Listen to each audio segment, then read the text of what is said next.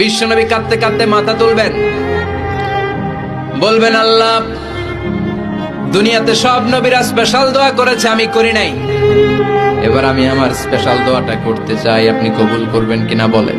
আল্লাহ বলবেন, নবী কি আপনার দোয়া বলেন?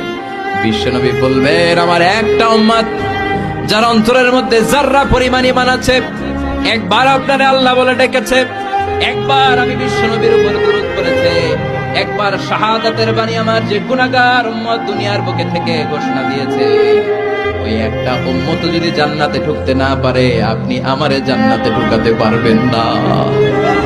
আল্লাহ বলবেন, সাল তুতা, সাল সাল তুতা, ওয়াশফা তুশাফা, শাফাত করেন নবী করেন, যার জন্য দোয়া করবেন আমি কবুল করে নেব।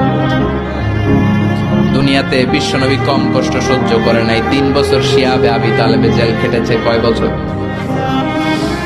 দুর্ভিক্ষের বছরগুলোতে বিশ্বনবীর পেটে দানা পানি ছিল না। কলিজার টুকরা হাসান হুসাইন কই মাছের মতো ছটফট করেছে, জামিনে ক্ষুধার জ্বালায় বেহুশ হয়েছিল। বিশ্বনবী যদি ওই স্পেশাল দোয়াটা করতেন, জান্নাত থেকে খাবারের বস্তা পাঠিয়ে দিত কে? ওই দোয়া করছিলেন? জেলখানায় আল্লাহরে বলছিলেন, আল্লাহ স্পেশাল দোয়া করলাম, জেল থেকে মুক্ত করে দেন, করছিলেন? যুদ্ধের ময়দানে নিজের দাঁত ভেঙেছে, উহুদের ময়দান সাক্ষী, বিশ্বনবীর মুবারক রক্তে উহুদের ময়দান রঞ্জিত হয়েছে। সেদিনও বিশ্বনবী ওই দোয়াটা করে নাই। চিল্লায় বলেন ঠিক কিনা? তায়েফের ময়দানে বিশ্বনবী কয়েকটা জায়গায়, 3 জায়গায় বেহুশ হলেন। বিশ্বনবীর মুবারক দেহ বেয়ে রক্ত ঝরলো। ওই কঠিন বিপদের দিনও বিশ্বনবী এই দোয়াটা করেছেন নাকি?